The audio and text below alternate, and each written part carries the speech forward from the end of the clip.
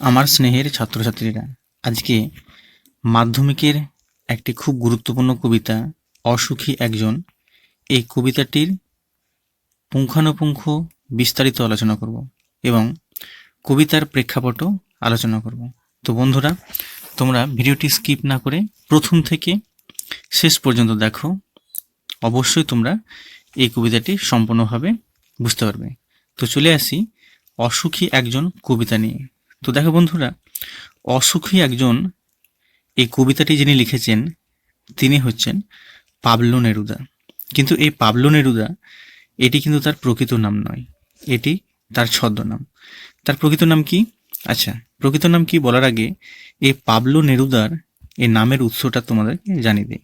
দেখো, Pablo Neruda, এই Pablo প্রথম যে শব্দটি এসে পাবলো, এই পাবলোটি এসছে দেখো পাবলো পিকাসো নাম থেকে। এই পাবলো পিকাসো নাম থেকে।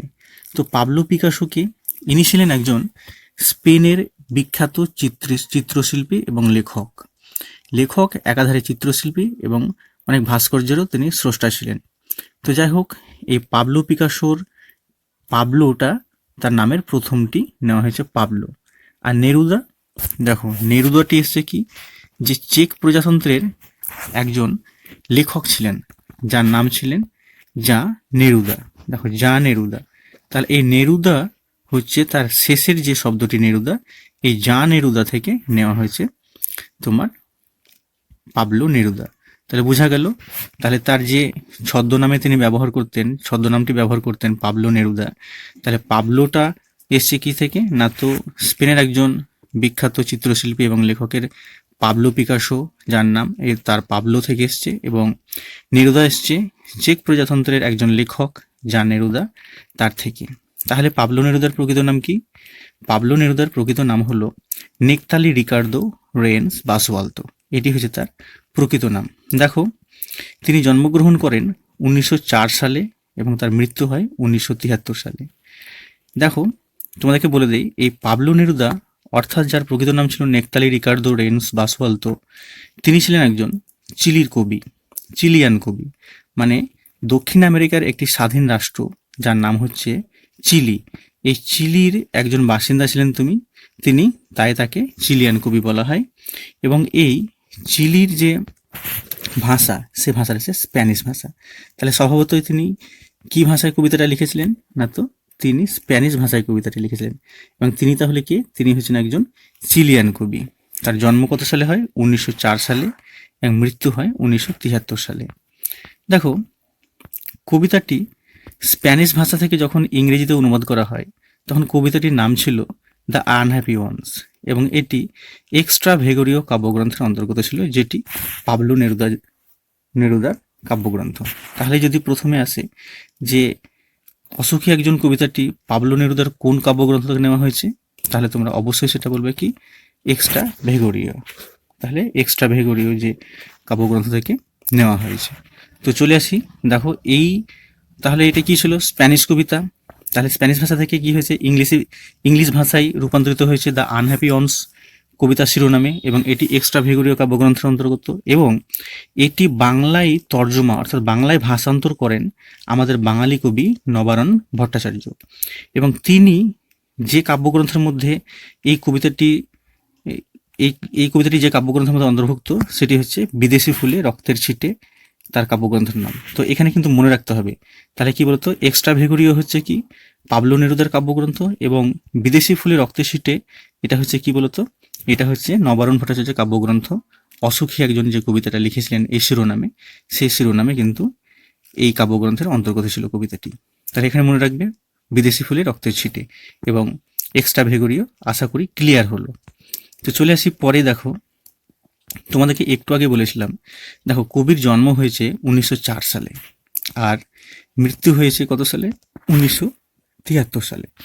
আচ্ছা দেখো, এখানে একটা ভালো জিনিস দেখার আছে, যে প্রথম বিশ্বযুদ্ধ হয়েছিল 1914 সালে, এবং তারপর প্রায় 20 বছর পরে 1939 সালে কিন্তু দ্বিতীয় বিশ্বযুদ্ধ হয়েছিল। তার থেকেও বড় কথা, 1936 সালে স্পেনের গৃহযুদ্ধ হয়েছিল, এবং এই গৃহযুদ্ধ চলেছিল 1939 খ্রিস্টাব্দে। আচ্ছা, এই কথাগুলো বলছি কেন? দেখো, যে কবি পাবলো নেরুদা রেক্তারি রিকার্দো রেন্স বাসওয়ালতোর জন্ম হচ্ছে 1904 সালে আর মৃত্যু হচ্ছে 1973 সালে, তাহলে এই কবির জীবদ্দশায় কিন্তু তিনটে বড় যুদ্ধ কিন্তু ঘটে গেছে। তাহলে আমরা কিন্তু বলতেই পারি যে এই কবি যে অসুখী একজন কবিতাটি লিখেছে তার প্রেক্ষাপটটি হচ্ছে কিন্তু যুদ্ধের পরিস্থিতি। তাহলে এখানে দেখো, না প্রথম বিশ্বযুদ্ধ না দ্বিতীয় বিশ্বযুদ্ধ, তাহলে স্পেনের গৃহযুদ্ধ কত সালে হয়েছিল? 1936 সালে। আর দ্বিতীয় বিশ্বযুদ্ধ চলে হয়েছিল কত সালে? 1939 সালে। তাহলে কিন্তু স্পেনের গৃহযুদ্ধকেই দ্বিতীয় বিশ্বযুদ্ধের প্রেক্ষাপট বলা হয়, মানে আগের একটা ঘটনা বলা হয়। তো এরপরে কিন্তু দ্বিতীয় বিশ্বযুদ্ধ শুরু হয়। তো দেখো, পাবলো নেরুদা 1934 সালে কিন্তু চিলির কনসাল হয়ে বার্সিলোনাতে যায়। এবং দেখো, যেহেতু বার্সিলোনাতে 1934 সালে যায়, এবং সুতরাং স্পেনের গৃহযুদ্ধ কবিতার প্রেক্ষাপট ধরে নেওয়া হয় যে এই কবিতার প্রেক্ষাপট হচ্ছে স্পেনের গৃহযুদ্ধ। তোমাদেরকে একটু ইতিহাসটা জানানোর জন্য বলে রাখি যে দেখো, 1934 সাল নাগাদ স্বৈরাচারী এক শাসক, স্পেনের স্বৈরাচারী এক শাসক ফ্রাঙ্কো, তার আবির্ভাব হয়। তো এই ফ্রাঙ্কের আবির্ভাবকালে কিন্তু 1936 সালে স্পেনের গৃহযুদ্ধ কিন্তু ভয়াবহ রূপ ধারণ করে। দেখো, 1934 সাল থেকে 1936 সাল থেকে 1939 সালে কিন্তু স্পেনের গৃহযুদ্ধ হয়েছিল। আচ্ছা, এই সময় কি করেছিল ফ্রাঙ্কো? তোমাদেরকে বললাম না যে স্বৈরাচারী শাসক জেনারেল ফ্রাঙ্কো, তো ফ্রাঙ্কো কি করেছিল না, তো উত্তর আফ্রিকা আক্রমণ করেছিল। এবং উত্তর আফ্রিকা আক্রমণ করার পরে তিনি নির্বিচারে ওখানকার সম্পদ এবং ওখানকার মানুষজনকে হত্যা করে। এবং এই যে ফ্যাসিস্ট একটা সরকারের বিরুদ্ধে কিন্তু সারা বিশ্ব কিন্তু মুখরিত হয়ে ওঠে। মোটামুটি বলা যায় যে 54টি দেশের মধ্যে 30,000 মানুষ কিন্তু এই ফ্রাঙ্কোর বিরুদ্ধে কিন্তু বিরোধিতা করেছিল। তো দেখো, যখন উত্তর আফ্রিকা আক্রমণ করেছিল ফ্রাঙ্কো, তখন দেশের এবং স্পেনের অনেক বুদ্ধিজীবী, শিল্পী, চিন্তাবিদ সবাই কিন্তু এর বিরুদ্ধে মুখরিত হয়ে উঠেছিল। প্রায় অনেক কবি এবং এই ফ্যাসিস্ট বাহিনীর বিরুদ্ধে যুদ্ধ হয় কিন্তু শহীদ হয়েছিলেন, এবং কবি, সাহিত্যিক এবং চিন্তাবিদদেরকে কিন্তু তিনি নির্বিচারে হত্যা করেন। তো যাই হোক, যখন এই গৃহযুদ্ধ চলে তখন কিন্তু রোমা বাররোলা এবং পাবলো নেরুদা সহ বিভিন্ন বুদ্ধিজীবীরা কিন্তু এই ফ্যাসিস্ট বিরোধী সরকারের কিন্তু বিরোধিতা করে। এবং দেখো, যখন এই স্পেনের গৃহযুদ্ধ চলে তখন কিন্তু তিনি একটা যুদ্ধের টেন্টে কিন্তু ছিলেন। এবং যুদ্ধের টেন্টে থাকাকালীন তোমাদেরকে বলে রাখি জানানোর জন্য, সালটা হচ্ছে 1938 সাল। তখন কিন্তু তিনি একটি ঐতিহাসিক একটি কাব্য রচনা করেন, স্পেন ইন মাই হার্ট, এই কাব্যগ্রন্থ থেকে। তবে দেখো, এই পাবলো নেরুদা যুদ্ধক্ষেত্রে থাকার সঙ্গে সঙ্গেও কিন্তু এই যুদ্ধ বিরোধী এবং যুদ্ধের ভয়াবহতা সম্পর্কে কিন্তু সচেতনা এবং লেখনী শুরু করতে থাকে। শুধু যুদ্ধই না, তিনি নানা রকম লেখনীর মধ্যেও কিন্তু যুদ্ধের ভয়াবহতা এবং বিভৎসতা সম্পর্কে তুলে ধরেছেন। তাহলে আমরা বলতেই পারি যে এই যে অসুখী একজন একটি কবিতা, এই কবিতাটির প্রেক্ষাপটটাই কিন্তু স্পেনের গৃহযুদ্ধের অবলম্বনে।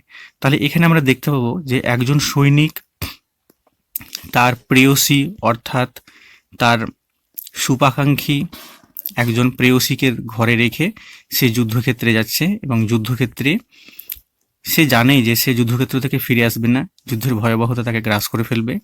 কিন্তু তবুও তার প্রেমিকাকে, তার প্রেয়সীকে কিন্তু শাশ্বত চিরন্তন ভালোবাসার প্রতীক যে প্রেয়সী, এখানে অনেক ক্ষেত্রে দেশমাতৃকাও বলা চলে, তো তাকে ফেলে আসছে এবং তিনি আর ফিরে আসবে না, সেটা কিন্তু সৈনিক আর বলতে পারছে না। তবুও কিন্তু যেহেতু তার প্রেয়সী জানে না, তাই সে কিন্তু তার অপেক্ষায় সে দাঁড়িয়েই থাকবে। এবং শেষ পর্যন্ত কি হয় আমরা কবিতা অবলম্বনে বুঝে নেব। তো চলে আসি আমরা কবিতা লাইনে। দেখো, কবিতাটাই তোমাদের পৃষ্ঠা থেকে আমি ছবি তুলেছি। তো যাই হোক, দেখো, অসুখী একজন পাবলো নেরুদা। তাই তোমাদেরকে একটু আগে বলে রাখলাম যে পাবলো নেরুদার নাম কিভাবে এলো, কিভাবে। তো এবার আমরা কবিতার লাইনে চলে আসি। দেখো, প্রথমে কবিতায় বলা আছে যে আমি তাকে ছেড়ে দিলাম। এখানে দেখো, তাকে বলতে কে? এখানে তাকে বলতে কিন্তু এই এই তাকে বলতে বোঝানো হয়েছে এটি একটি মূলত শাশ্বত চিরন্তন একজন ভালোবাসার প্রতীক, একাধারে কবির প্রেয়সী, কিন্তু এটিকে দেশমাতৃকার সঙ্গে তুলনা করা চলে। তাহলে কি হলো, কবি কি করেছে না, তো সেই প্রেয়সীকে রেখে ছেড়ে দিল। আচ্ছা, প্রেয়সী কিভাবে আছে, অপেক্ষায় দাঁড় করিয়ে রেখে দরজায় আমি চলে গেলাম দূর ডট ডট দিয়েছে, কারণ হচ্ছে দূর দূরে। তাহলে কি হলো, লেখক অর্থাৎ সৈনিক রূপী লেখক আমি তাকে ছেড়ে চলে গেল এবং তার প্রেয়সীকে দাঁড় করিয়ে রেখে দিল দরজায়, এবং সে চলে গেল দূর দূরে, অর্থাৎ দেশের কাজের জন্য, অর্থাৎ যুদ্ধক্ষেত্রে চলে গেল। দেখো, সে জানতো না আমি আর কখনো ফিরে আসবো না, অর্থাৎ কবি নিজে জানেন যে সে আর ফিরে আসবে না, কিন্তু তিনি আর বলতে পারছে না তার প্রেয়সীকে যে আমি আর ফিরে আসবো না। দেখো পরবর্তীকালে বলছে কি, একটি কুকুর চলে গেল, হেঁটে গেল গির্জার এক নান, এক সপ্তাহ, একটা বছর কেটে গেল।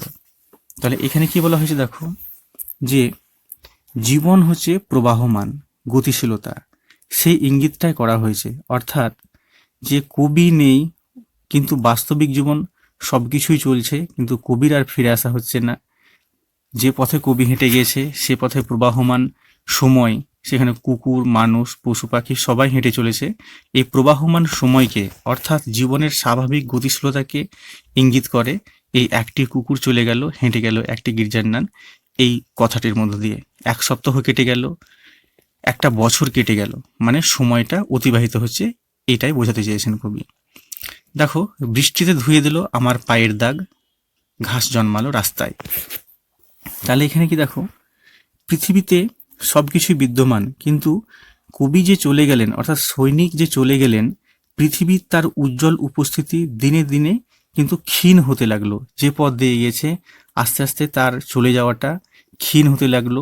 এই ক্ষীণ হয়ে যাওয়ার ঘটনাটি তুলে ধরার জন্যই কিন্তু বলেছে বৃষ্টিতে ধুয়ে দিল আমার পায়ের দাগ, সেই রাস্তায় জন্মালো ঘাস। পরে চলে এসে দেখো, তাহলে কি হয়েছে, প্রেয়সী কিন্তু যে শাশ্বত চিরন্তন ভালোবাসার প্রতীক প্রেয়সী, সে কিন্তু দরজায় এবং বাড়িতে অপেক্ষামান।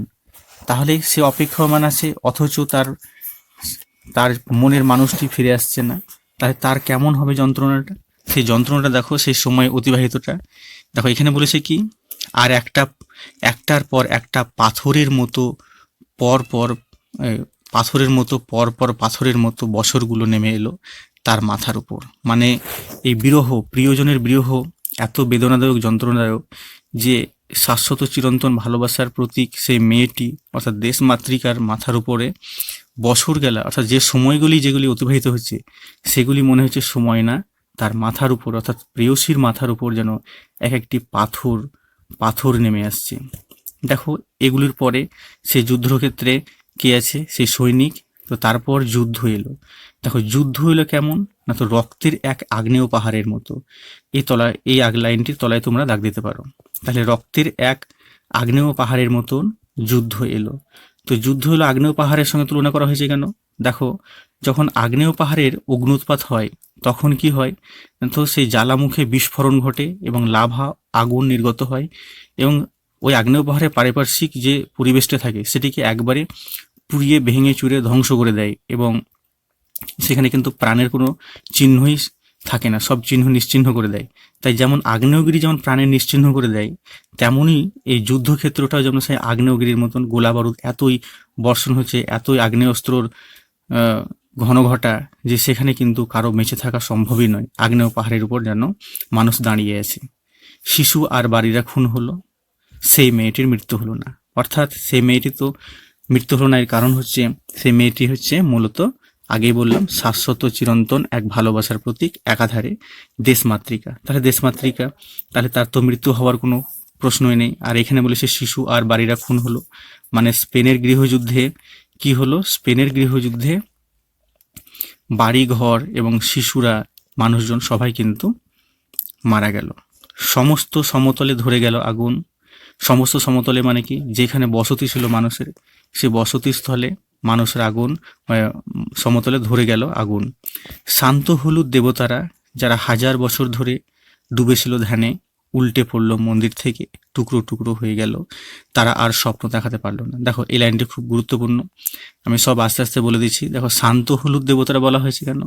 দেখো যে দেবতাদের মূর্তির সামনে মানুষ আরাধনা করে সেই দেবতারা হচ্ছে তোমার পাথরের খুব পুরনো, তাই পাথরের স্থির, তাই একে শান্ত বলা হয়েছে। হলুদ দেবতারা বলা হয়েছে কেন? যেহেতু বহু বছরের পুরনো, তাই তাদের গায়ে শ্যাওলা, ধুলোবালি এবং পুরনো হয়ে যাওয়ার পরে হলুদ হয়ে গেছে।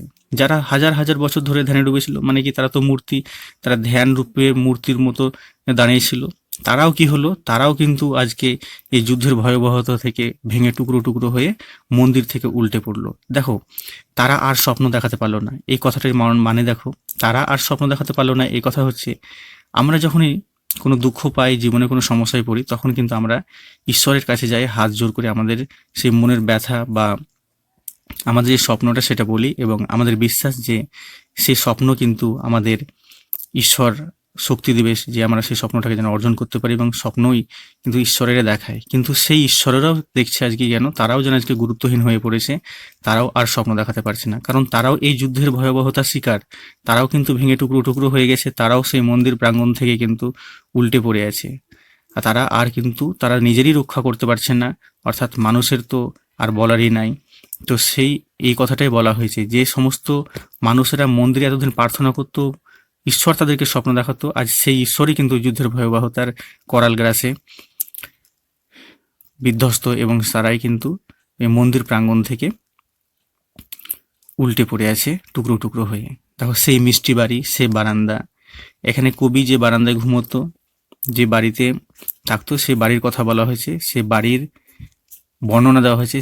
আসলে প্রত্যেকের বাড়ি, আমাদের যেমনই বাড়ি হোক, ভাঙা বাড়ি হোক, ভালো বাড়ি হোক, প্রত্যেকে আমরা বাড়িটাকে আমাদের বাড়িকে মিষ্টি বাড়ি। সেই ক্ষেত্রে কিন্তু কবি, অর্থাৎ সৈনিক কবি যিনি যে বাড়িতে বাস করতেন, সে বাড়িটা মিষ্টি বাড়ি এবং তার কাছে খুব প্রিয়। সেখানে আমি ঝুলতাম, বিছানায় ঘুমাতাম, অর্থাৎ লেখক যখন ছোট ছিলেন তখন তিনি সেই ঝুলন্ত বিছানায় ঘুমিয়ে থাকতেন, এবং তার পাশে আশেপাশে কেমন ছিল সব পরিবেশ, গোলাপি গাছ ছিল, ছড়ানো করতলের মতন পাতা, অর্থাৎ হাতের তলার মতো, আঙুলের মতো পাতা ছিল, এবং প্রাচীন জলতরঙ্গ হচ্ছে একটি প্রাচীন যুগের একটি বাদ্যযন্ত্র।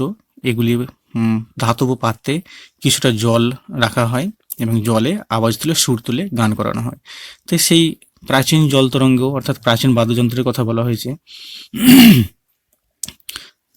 সব চূর্ণ হয়ে গেল, জ্বলে গেল আগুন।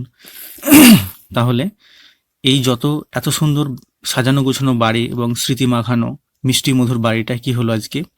এই যুদ্ধের ভয়াবহতায় কিন্তু সব ভেঙে চুরমার হয়ে গেল, সব জ্বলে গেল, সেখানে কিন্তু আর কিছুই রইল না। দেখো যেখানে ছিল শহর, অর্থাৎ লেখকের বাড়িঘর, এবং যে বাড়িঘর যে শহরে ছিল, যেখানে ছিল শহর সেখানে ছড়িয়ে রইল কাঠকয়লা। কাঠকয়লা কথার অর্থ কি? মানে বাড়ি তৈরি করতে যে সমস্ত সামগ্রী ব্যবহার করা হয়, শিক, ইট, পাথর, কাঠ, তাহলে সেগুলোতে আগুন ধরে গেলে কিন্তু আধপোড়া কাঠকে কাঠকয়লা বলা হয়। সে আধপোড়া কাঠগুলো কিন্তু ছড়িয়ে রয়েছে যেখানে সেখানে, রাস্তায়, আশেপাশে। দেখো দুমড়ানো মোচড়ানো লোহা মানে কি? বড় বড় অট্টালিকা যুদ্ধের ভয়াবহতায় ধ্বংস হয়ে গেছে, সে দুমড়ানো মোচড়ানো লোহা সবই কিন্তু আজকে ধ্বংসস্তূপে পরিণত হয়েছে। মৃত পাথরের মূর্তির বিভৎস মাথা, মানে যে মূর্তিগুলো ভেঙে গেছে, সেই ভাঙা মূর্তির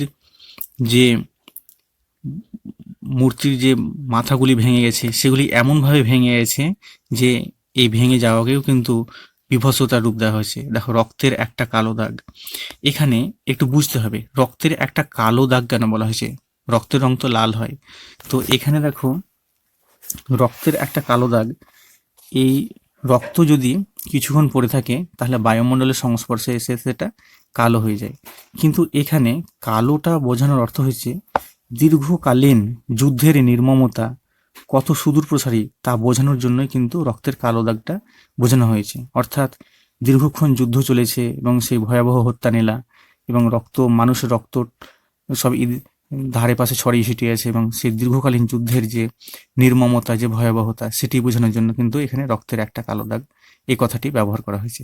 আর সেই মেয়েটি কবির প্রেয়সী, যেটি শাশ্বত চিরন্তন ভালোবাসার প্রতীক রূপে বর্ণনা করা হয়েছে, সেই দেশমাতৃকাটি কিন্তু কবির অপেক্ষায় রয়েছে। যে সেই প্রিয় মানুষটি আবার ফিরে আসবে, কিন্তু সে তোমাদেরকে আগেই বলেছে সে জানে না যে প্রিয় মানুষটির আর ফিরে আসা হবে না। তো বন্ধুরা, কবিতাটি এখানেই শেষ। যারা আমার ভিডিওটি প্রথম দেখছো, নতুন দেখছো, তারা অবশ্যই চ্যানেলটি লাইক, কমেন্ট এবং সাবস্ক্রাইব করবে। তো বন্ধুরা, যারা 2025 সালে মাধ্যমিক দেবে তাদেরকে আমি একটা প্রশ্ন করছি এই কবিতা থেকে। তো তোমরা এই কমেন্ট বক্সে সবাই উত্তর দেওয়ার চেষ্টা করবে, শুধুমাত্র স্টুডেন্টরা যারা 2025 সালে মাধ্যমিক দেবে। তো তোমাদের জন্য প্রশ্ন রাখছি যে পাবলো নেরুদার প্রকৃত নাম কি, এবং অসুখী একজন কবিতাটি নবারুণ ভট্টাচার্য যিনি বাংলায় তর্জমা করেছিলেন তার লেখা কাব্যগ্রন্থটির নাম কি? এই দুটি প্রশ্নের উত্তর তোমরা কমেন্ট সেকশনে দেবে। তো বন্ধুরা,